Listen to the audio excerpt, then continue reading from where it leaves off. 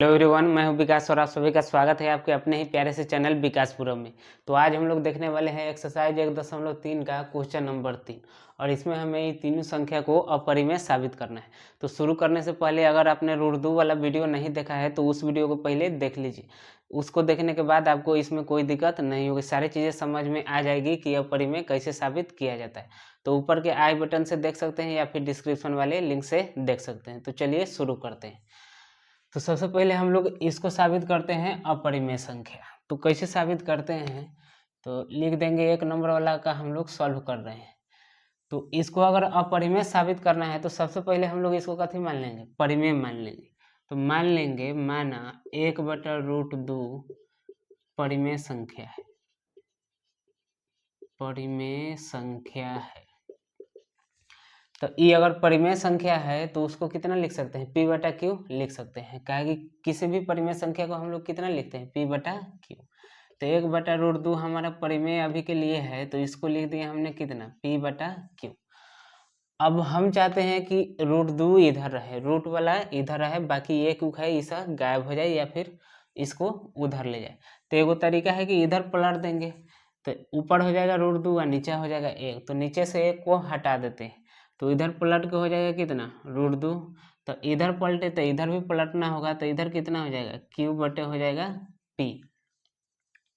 जैसे देखिए कि अगर हमारे पास 3/4 है, इधर भी 3/4 है, तो अभी दोनों का कथी है, बराबर है। अब पलट देते हैं, 4/3 कर दिए इधर भी और इधर भी कर दिए 4/3। तो कोई दिक्कत हो रही है, अभी भी दोनों कथी है, बराबर है।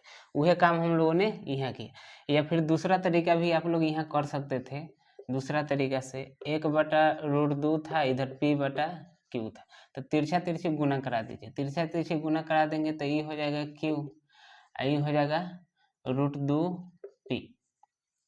अब देखिए √2 रहने दीजिए, p को इधर लाइए तो q, अब p से गुना है तो इधर p से भाग हो जाएगा, आ जाएगा कितना, √2।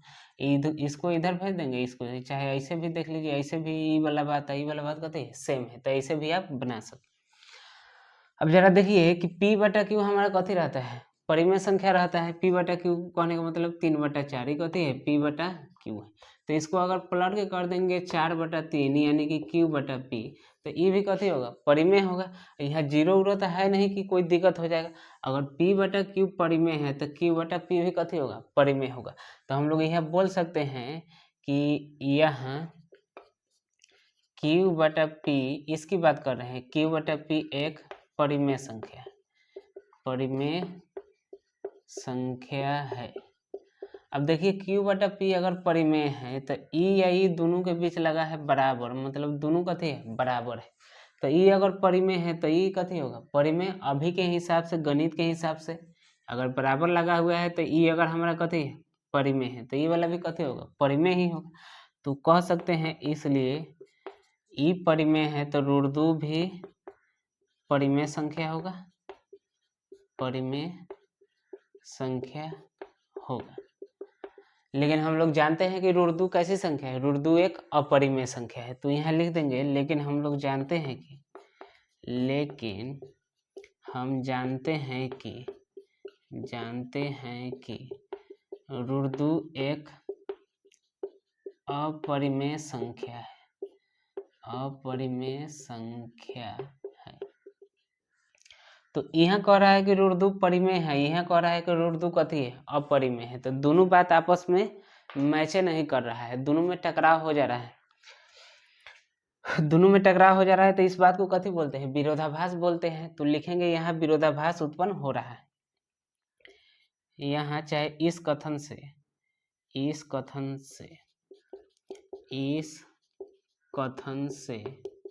विरोधाभास उत्पन्न हो रहा है, विरोधाभास उत्पन्न हो रहा है। यानी दो को बात का अगर आपस में तालमेल ना बैठे, एगो परिमेय कहे एगो अपरिमेय, तो उसी को बोलते हैं कथी, विरोधाभास बोलते हैं। तो बताइए ये √2 को परिमेय क्यों बोल रहा है, √2 तो हमारा अपरिमेय है, तो ये क्यों बोल रहा है परिमेय है। तो ये तो गलत बोल रहा है, गलत बोल रहा है, इसका मतलब हमने जरूर कहीं ना कहीं गड़बड़ किया होगा, तब तो ये बोल रहा है कि √2 हमारा कहते हैं परिमेय। तो कहीं ना कहीं हमने गड़बड़ किया। तो हमने गड़बड़ किया है यहाँ कि 1/√2 को हमने परिमेय मान लिया। तो इसी के आधार पर नहीं सारा कैलकुलेशन करते करते गए हैं तो √2 को बटा दिया है परिमेय, जो कोई गलत है। यानी कि हमारा ऊपरे वाला बात कथी है, गलत है। तो ये हमने गलत मान लिया है कि 1/√2 कथी है, परिमेय है। तो सही क्या होगा कि 1/√2 हमारा क्या होगा, अपरिमेय हो जाए। तो हम लिख देंगे कि हमारा मानना गलत है, हमारा मानना गलत है कि 1/√2 एक परिमेय संख्या है, परिमेय संख्या है। तो ये अगर गलत है तो सही क्या है, इसलिए 1/√2 एक अपरिमेय संख्या होगी, अपरिमेय संख्या होगी। ये हो गया, प्रूव हो गया हम लोगों का। अब हम लोग देखते हैं दूसरा क्वेश्चन, इसको मिटा देते हैं।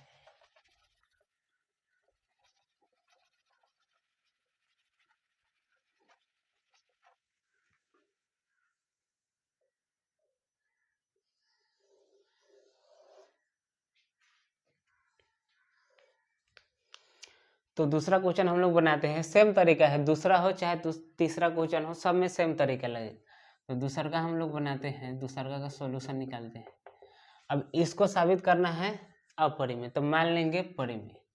तो माना 7√5 एक परिमेय संख्या है, परिमेय संख्या है। अब चूंकि 7√5 परिमेय है तो इसको कितना लिख सकते हैं, p/q लिख सकते हैं। तो इसलिए 7√5 को हमने लिख दिया p/q। अब रूट वाला एक तरफ है, बाकी 7 उठाए तो उधर ले जाएंगे उसको, तो √5 एक तरफ हो जाएगा, 7 इधर गुना में है तो इधर बटा में हो जाएगा, यानी p/7q हो जाएगा। अब p/7q ये पूरा का पूरा संख्या परिमेय होगा कि अपरिमेय होगा, परिमेय होगा। अगर मान लीजिए p/q अगर परिमेय है तो इसमें 7 से गुना करा देंगे नीचे, तो ये तो पूरा संख्या कथी होगा, परिमेय। जैसे 3/5 हमारा परिमेय, अब इसमें गुना करा दिया 7 से, तो ये कितना हो जाएगा, 3/35। तो ये कथी रहेगा, परिमेय ही रहेगा। यानी ये वाला संख्या हमारा क्या है, परिमेय संख्या है।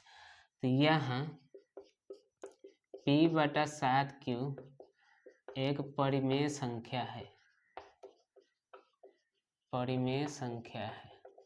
अब जब ये परिमेय है तो ये भी कथी होगा, परिमेय होगा, काहे कि दोनों बराबर है, इसलिए √5 भी एक परिमेय संख्या होगी, परिमेय संख्या होगी। लेकिन हम लोग जानते हैं कि √5 कथी है, अपरिमेय है। लेकिन हम जानते हैं कि √5 एक अपरिमेय संख्या है, अपरिमेय संख्या है। तो एगो ई वाला कह रहा है कि परिमेय है √5, यही वाला कह रहा है कि √5 कथी है, अपरिमेय है। तो दोनों बात टकरा गया, तो इसको कथी बोलते हैं, विरोधाभास बोलते हैं। इस कथन से विरोधाभास उत्पन्न हो रहा है। जब भी दो बात टकराए तो उसको बोलते हैं विरोधाभास। इस कथन से विरोधाभास उत्पन्न हो रहा है। अब देखिए कि √5 को परिमेय बोल दिया, मतलब कि गलत बोल रहा है। तो ये वाला बात कहाँ से आया, इस सारा कैलकुलेशन यहाँ तक इसी को आधार मान के किया गया है, इस बात को कि 7√5 कथी है, परिमेय है। तो इसको आधार मान के जब हमने कैलकुलेशन किया तो यहाँ आ गया कि √5 कथी है, परिमेय है। तो ये बात तो गलत है, यानी कि हमारा ये वाला जो कथन है, ये वाला बात है वो कथी है, गलत है। हमने गलत मान लिया है कि 7√5 परिमेय है। तो मान लेंगे, तो यहाँ लिख देंगे इस कथन से विरोधाभास उत्पन्न हो रहा है, इसलिए चाहे अतः हमारा मानना गलत है कि, हमारा मानना गलत है कि 7√5 इतना ही ना था, 7√5 एक परिमेय संख्या है, परिमेय संख्या है। तो ये बात अगर गलत है तो सही क्या होगा कि 7√5 अपरिमेय होगा, इसलिए 7√5 एक अपरिमेय संख्या है। साबित हमने कर दिया, अपरिमेय साबित करना था, अपरिमेय साबित कर दिया। अब हम लोग अपने बनाते हैं तीसरा क्वेश्चन, इसको मिटा देते हैं।